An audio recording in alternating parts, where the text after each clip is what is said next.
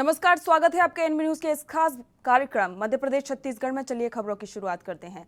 मुख्यमंत्री भूपेश बघेल ने स्वतंत्र भारत के प्रथम राष्ट्रपति और स्वतंत्रता संग्राम सेनानी भारत रत्न डॉक्टर राजेंद्र प्रसाद को उनकी जयंती पर नमन किया।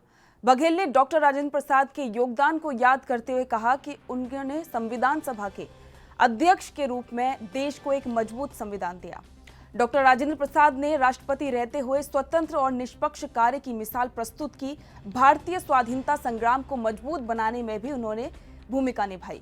उनके द्वारा छोड़ी गई विचार मूल्यों की विरासत हमें हमेशा प्रेरित करती रहेगी।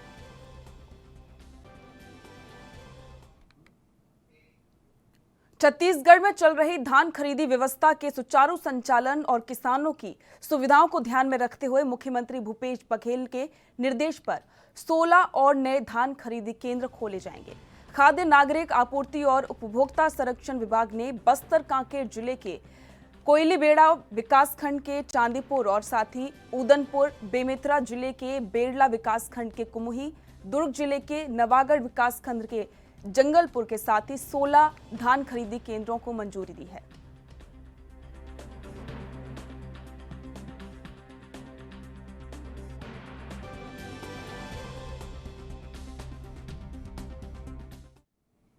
छत्तीसगढ़ के मुख्यमंत्री भूपेश बघेल ने 3 दिसंबर अंतर्राष्ट्रीय दिव्यांग दिवस के मौके पर दिव्यांगजनों को सुखद भविष्य के लिए शुभकामनाएं देते हुए सभी लोगों से दिव्यांग भाई बहनों को आगे बढ़ाने के लिए सकारात्मक वातावरण बनाने की अपील की है।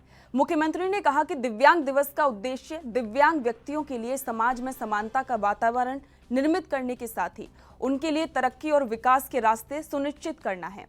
शारीरिक अक्षमता के कारण कई बार दिव्यांगों को भेदभाव और अपेक्षा का सामना करना पड़ता है। इसे दूर करने के लिए समाज में जागरूकता की जरूरत है। भावी पीढ़ी को दिव्यांगता से बचाने के लिए हमें उनके पोषण और स्वास्थ्य के प्रति भी जागरूक होने की जरूरत है। मुख्यमंत्री ने कहा है कि दिव्यांग भाई बहनों के जीवन में सुविधा और सकारात्मक बदलाव के लिए हर प्रयास करने के लिए राज्य सरकार संकल्पित है। ये गर्व और खुशी का विषय है कि अंतर्राष्ट्रीय दिव्यांग दिवस के अवसर पर इस वर्ष दिव्यांग व्यक्तियों के सशक्तिकरण के लिए छत्तीसगढ़ को 3 श्रेणियों में राष्ट्रीय पुरस्कार मिल रहा है। उन्होंने सामाजिक संगठनों और साथ ही समाज से दिव्यांग जन के लिए सक्रिय भागीदारी के साथ कानूनी, सामाजिक, आर्थिक और अन्य बाधाओं को दूर का साथ ही आग्रह किया। दिव्यांग दिवस की सार्थकता तभी होगी जब समाज में दिव्यांग अन्य नागरिकों के समान ही आर्थिक और सामाजिक परिस्थिति पा सकेंगे।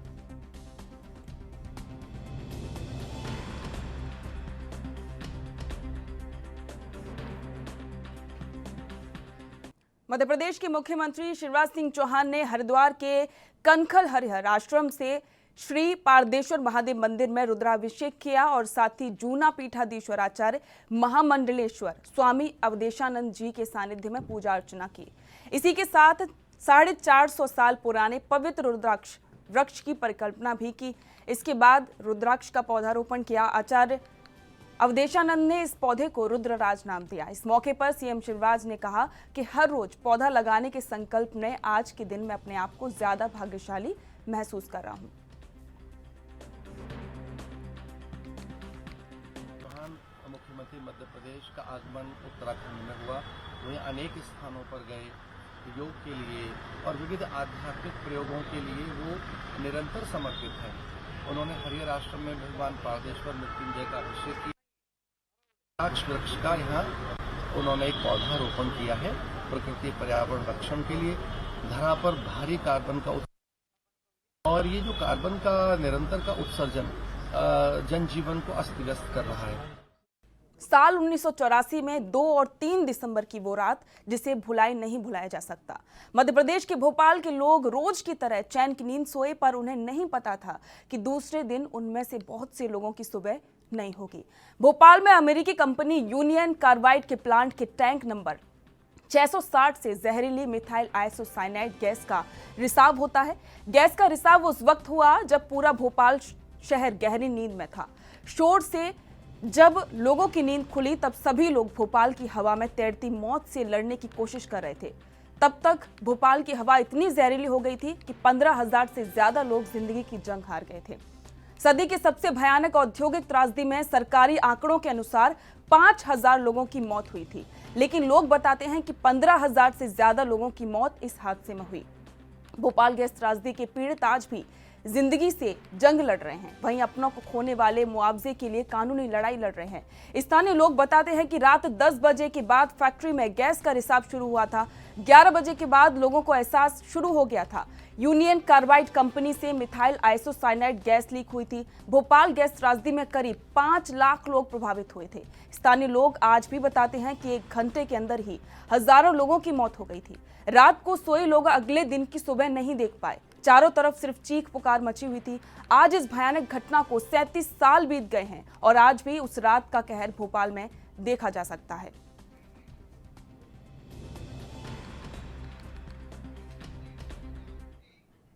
वक्त हो गया है ब्रेक का, जल्द लौटेंगे।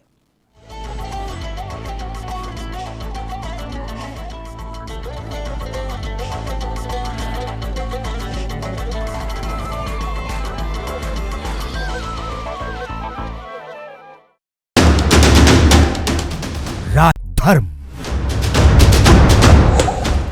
रात 8 बजे सिर्फ ANB न्यूज़ पर। ਮੁੱਖ ਮੰਤਰੀ ਚਰਨਜੀਤ ਸਿੰਘ ਚੰਨੀ ਦੀ ਅਗਵਾਈ ਹੇਠ ਪੰਜਾਬ ਸਰਕਾਰ ਨੇ ਲੋਕ ਹਿੱਤਾਂ ਲਈ ਲਏ ਕਈ ਫੈਸਲੇ। ਨਰਮੇ ਦੀ ਫਸਲ ਖਰਾਬ ਹੋਣ ਤੇ ਕਿਸਾਨਾਂ ਨੂੰ ਪ੍ਰਤੀ ਏਕੜ 17,000 ਰੁਪਏ ਅਤੇ ਨਰਮਾ ਚੁਗਣ ਵਾਲਿਆਂ ਨੂੰ 10% ਦੀ ਮੁਆਵਜ਼ਾ ਦਿੱਤਾ ਜਾ ਰਿਹਾ ਹੈ। ਕਿਸਾਨੀ ਸੰਘਰਸ਼ ਦੌਰਾਨ ਸ਼ਹੀਦ ਹੋਏ ਕਿਸਾਨਾਂ ਦੇ ਪਰਿਵਾਰਾਂ ਨੂੰ ਦਿੱਤੀ ਜਾ ਰਹੀ ਹੈ ਸਰਕਾਰੀ ਨੌਕਰੀ। ਪੂਰੇ ਪੰਜਾਬ ਵਿੱਚ 1 ਲੱਖ ਨੌਕਰੀਆਂ ਅਤੇ 36,000 ਕੱਚੇ ਮੁਲਾਜ਼ਮਾਂ ਨੂੰ ਪੱਕਿਆਂ ਕੀਤਾ ਜਾਵੇਗਾ। ग्रुप डी ਦੀ ਭਰਤੀ ਹੁਣ ਰੈਗੂਲਰ ਹੋਏ ਕਰੇਗੀ, ਆਊਟਸੋਰਸ ਵਾਲਾ ਕੰਟਰੈਕਟ ਵਾਲਾ ਕੰਮ ਖਤਮ। 2 ਕਿਲੋਵਾਟ ਤੱਕ ਦੇ ਲੋਡ ਦੇ ਖਪਤਕਾਰਾਂ ਦੇ 1500 ਕਰੋੜ ਰੁਪਏ ਦੇ ਬਿੱਲ ਮਾਫ ਕੀਤੇ ਗਏ।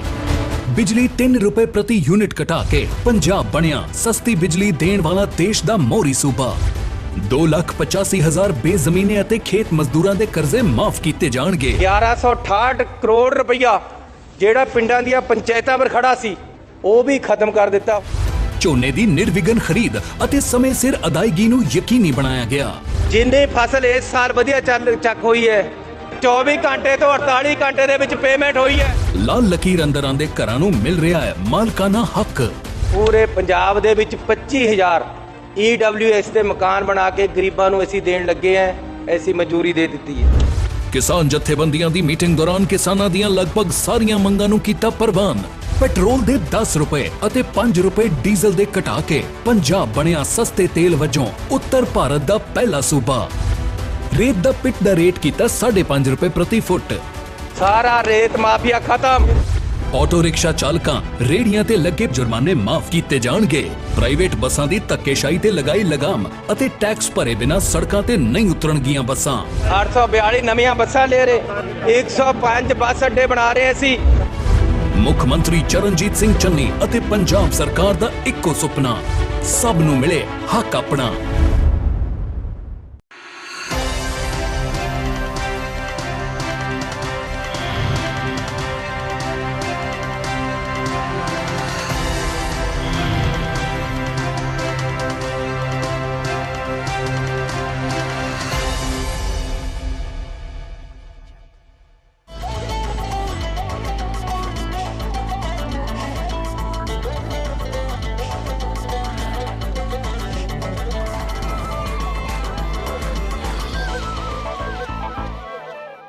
ब्रेक के बाद स्वागत है। बढ़ते अगली खबर की ओर। भोपाल गैस त्रासदी पर मध्य प्रदेश के गृह मंत्री नरोत्तम मिश्रा ने कहा, भोपाल गैस त्रासदी विश्व की सबसे बड़ी त्रासदी है। जब भी इसकी चर्चा होगी तो ये विषय आएगा कि एंडरसन को किसने भगाया। जिन लोगों ने उसे भगाया उनका अपराध अक्षम्य है। अगर उसे गिरफ्तार किया होता तो पीड़ितों को मुआवजा और संसाधन मिलते, वो आज परेशान नहीं होते। सबसे बड़ी त्रासदी है भी वो। इतना बड़ा दुखद प्रसंग मध्य प्रदेश में कभी नहीं आया। लेकिन जब जब गैस त्रासदी की चर्चा होगी तो ये विषय निश्चित रूप से अद्भुत तो होगा कि एंडरसन को भगाया किसने। जिन लोगों ने एंडरसन को भगाया उनका अपराध अक्षम्य है। अगर उस समय उसे गिरफ्तार किया होता तो मेरी मान्यता है कि आज जो गैस पीड़ित परेशान हैं वो परेशान ना होते और उन्हें मुआवजा भी पर्याप्त मिला होता और संसाधन भी पूरे। टीएमसी और कांग्रेस एक दूसरे पर हमलावर है विपक्ष का चेहरा बनने को लेकर। देखिए, विपक्ष का चेहरा कौन बनेगा ये तो भविष्य के गर्त में है, पर ये बात तो तय हो गई है कि अब कांग्रेस अपने अस्तित्व की लड़ाई लड़ रही है और कांग्रेस का अस्तित्व। मध्य प्रदेश में पंचायत चुनावों के लिए प्रक्रिया में तेजी आई है। पंचायत राज संचालय ने 14 दिसंबर को जिला पंचायत अध्यक्षों के पदों के आरक्षण करने का फैसला किया है। भोपाल के जल एवं भूमि प्रबंध संस्थान में 14 दिसंबर को दोपहर 12 बजे ये प्रक्रिया शुरू होगी। पंचायत राज संचालय के संचालक आलोक कुमार सिंह ने इस संबंध में सभी कलेक्टरों को पत्र जारी किया है। साथ ही इस आदेश का प्रचार प्रसार करने को कहा है ताकि अगर कोई व्यक्तिगत रूप से लॉट निकालने की कार्यवाही में शामिल होना चाहता है तो वो उसमें भाग ले सके।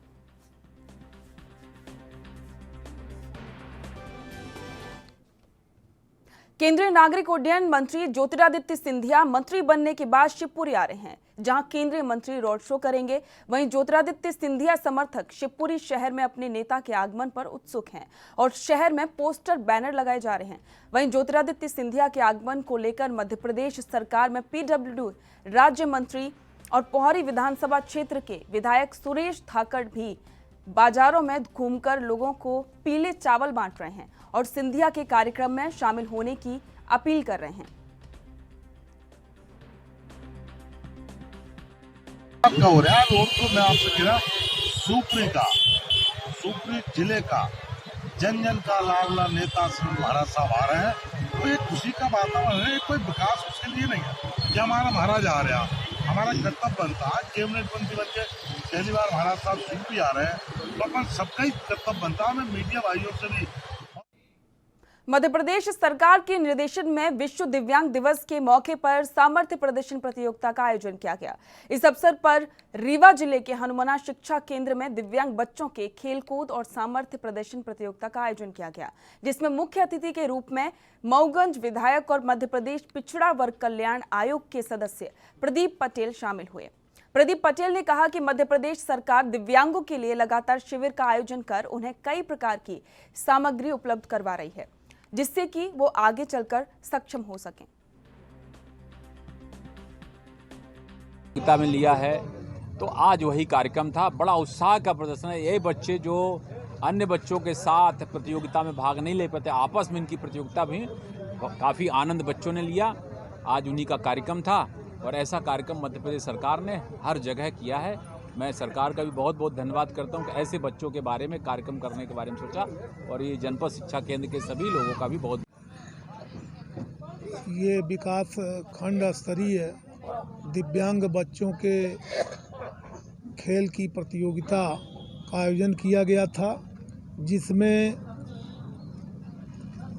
50 मीटर की दौड़, 100 मीटर की दौड़, गोला फेंक, गायन एवं सामूहिक गायन, तिरंगा दौड़, कुर्सी दौड़, रंगोली, मेहंदी चित्रकला, कहानी एवं निबंध में सभी प्रकार के विकास खंड के बच्चे इसमें मिला है। सर ये ड्रॉइंग बॉक्स है खेल कूद की। आप किस खेल में थे? हम दौड़ में थे। कौन सी रैंक आई आप? सेकंड। किसके हाथ में इनाम मिला? दिव्यांगों को बराबरी के मौके देने और उनके अधिकारों को साकार रूप प्रदान करने के लिए हर वर्ष 3 दिसंबर को विश्व दिव्यांग दिवस मनाया जाता है। लेकिन बात भिंड की जाए तो यहाँ वादे और दावे खोखले साबित होते दिखाई दे रहे हैं। मालवा भिंड जिले के नगर दमोह परिषद का है, जहां दिव्यांग बालक के माता पिता ने आरोप लगाया है कि सरकार की तरफ से उन्हें कोई मदद नहीं मिल रही है। पीड़ितों ने सरकार से गुहार लगाई है कि उनकी सुनवाई जल्द हो।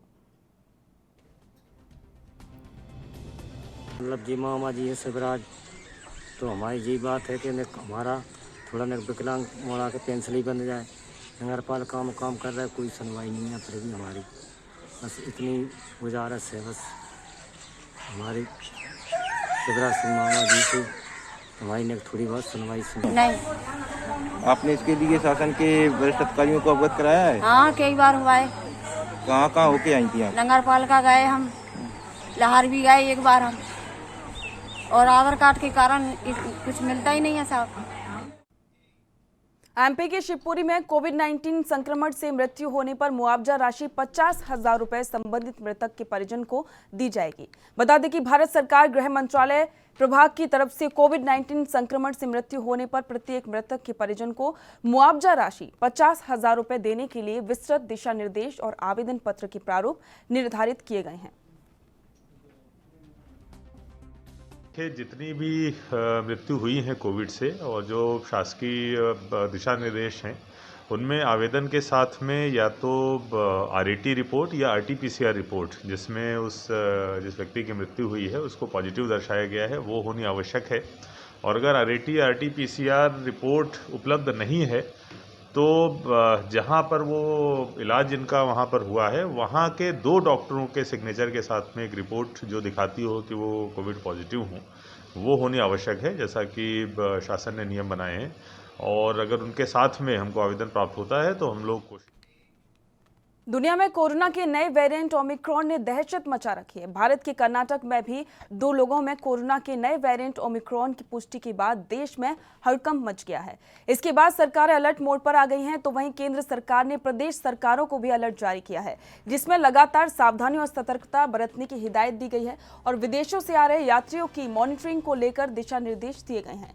मध्य प्रदेश के मंदसौर में भी प्रशासन अलर्ट मोड पर आ गया है और विदेशों से आए यात्रियों की मॉनिटरिंग शुरू कर दी है, जिसके बाद मंदसौर में विदेशों से आए 9 लोगों की कोरोना रिपोर्ट जांच हेतु भेजी गई है, जिसमें से एक व्यक्ति की रिपोर्ट नेगेटिव आई है और अभी 8 की आना बाकी है। क्वारंटाइन रहें 7 दिन के लिए, अभी 7 दिन के निर्देश हैं तो हम 7 दिन तक उनको क्वारंटाइन रखेंगे, उसके बाद फिर वो कहीं पे भी आ जा सकते हैं। और उसके लिए जो है हमारे पास जो टीम है वो सुबह शाम वहाँ जाके भी चेक करेगी और फ़ोन के माध्यम से भी और वीडियो कॉन्फ्रेंस के माध्यम से भी उनसे बराबर संपर्क बना के रखेगी ताकि वो जो है होम आइसोलेशन। और इसी के साथ मध्य प्रदेश छत्तीसगढ़ में फिलहाल इतना ही। देखते रहिए एएनबी न्यूज़। नमस्कार।